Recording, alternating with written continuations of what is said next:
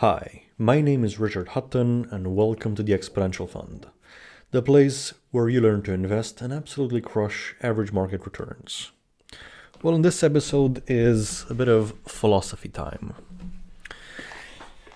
Why I don't short stocks. Not only is the risk return bad, so when you buy a company, the worst that can happen is it goes to zero. So you lose 100% of your investment. Unless you're using margin, where you can lose more. But just staying in a cash account. So the worst is you lose everything, like the entire amount you put in. But obviously, it can go up many, many times. Great stocks can go up, 10 times, 100 times, and so on. And when shorting stocks, the best you can do is it goes to zero, so you double your money. But the worst, it can go up however much, and you can lose multiple times your investment. But that's not the reason why I don't short stocks. It's a philosophical stance. Here it is. To improve a situation, don't attack the problem, but instead support the solution. Right. This has profound implications. This comes down to the difference between power and force. Now, if I were to ask you, what do you think is the difference between power and force? Just take a second. Right? It's a huge difference. So, when you apply force, automatically there is counter force. So it takes, energy to sustain. Force would be something like legislation. Like, let's take a simple example from an investment in cars with Tesla. So force would be the law imposing a speed limit to improve safety on roads. Power, and how often do people break the speed limit? Well, very often.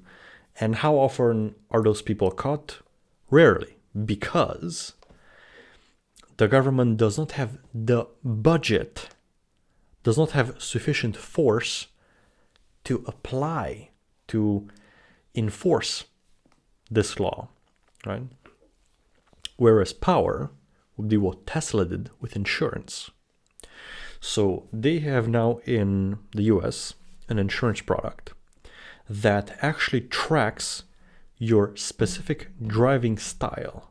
Because a Tesla car has so many sensors, it's like a computer on wheels, they can tell how risky is your driving. And based on that data, you pay your insurance. So if you drive in a more risky fashion, you pay more. If you drive less risky, you pay less. But the thing is, they have a risk score from 0 to 100 that can be displayed in real time and actually tells you what factors go into that score. And actually, speed does not go into that equation. Why not? Because Tesla has a very large fleet of vehicles, they know what factors most often lead to a crash, such as how much distance do you keep from the next car? What is your speed during turns? How abruptly do you brake? And I think there's a couple more. And you can see if your risk is too high, there's practical things you can do to lower your score so you pay less. And Tesla saw an improvement in driving behavior because of this product, right? So this is a perfect example of supporting the solution instead of punishing the problem, right?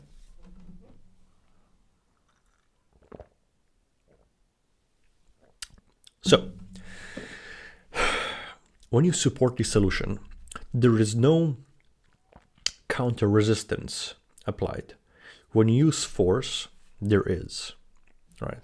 So this can be applied to, anything. But for example, for a few years now, I have changed my diet to be predominantly plant-based.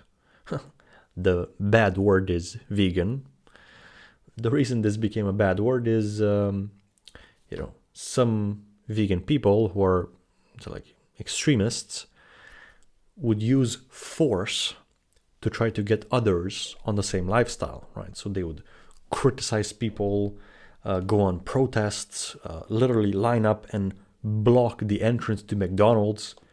That's fucking stupid. It barely works and creates so many other problems. In this case, now, I'm not here to convince you to change your eating habits. I'm just giving an example. If a person wanted to influence others to change their eating habits, a more useful approach would be, why don't you eat this way, train well, and get a very attractive body.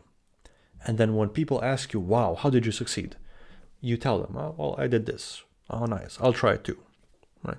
Or simply through education, like you present, information, like, look, these are some health consequences of eating this way. And people themselves choose, oh, okay, that makes sense. I'll switch. Like the movie The Game Changers did. Right. I mean, even some famous bodybuilders switched to a plant-based diet after seeing that. Right. Amazing. But going back to investing. So I even saw some famous hedge fund managers take a short position in a company and then literally create a documentary just trashing that company. Oh boy. It's problematic. Right? I would say if you really don't like a stock, you not buying it is sufficient punishment. For example, Rivian. That is a piece of shit company. God damn. It's horrible compared to Tesla. Obviously, this is just my opinion. The reason why I don't like Rivian stock at all, the company was founded in 2009 and they delivered their first car in 2021. 12 years later. In the 12 years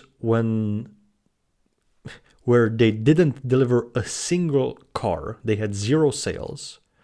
In the process, they reached a valuation of tens of billions of dollars. They hired like 8,000 people, and they were burning hundreds of millions of dollars per quarter before delivering their first car. What? So my argument against Rivian is this. It is very capital inefficient. That's it. That is the only argument. I mean, the main one. I fucking hate it. Jesus Christ. Like, one makes me want to puke. But I am not here to convince people to bet against Rivian or to short the company. Like, no, I hope they succeed. Like, if they succeed, great. Like, that's fantastic. I'm just saying, from what I've seen so far, it looks like they are very capital inefficient. Okay?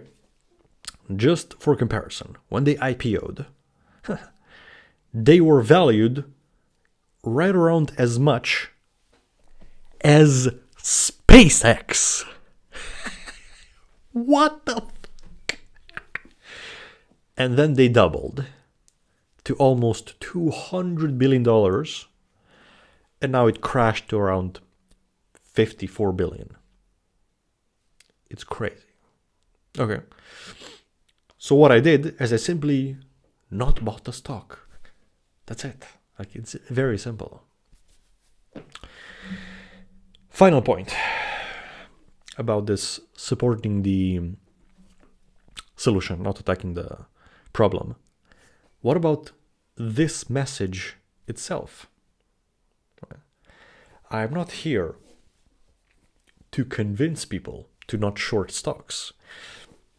I will not go on a campaign to ban short selling, although I would like to see that. But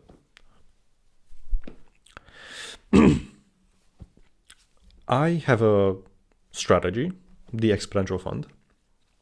Very simple.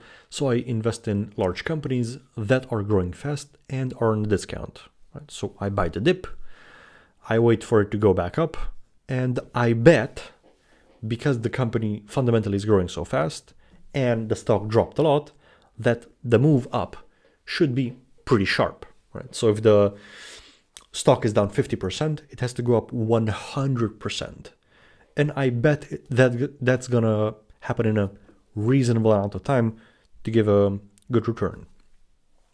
So if I do this and many years pass and I prove publicly that this strategy works, well, I bet a bunch of people will want to copy me and do what I do, right?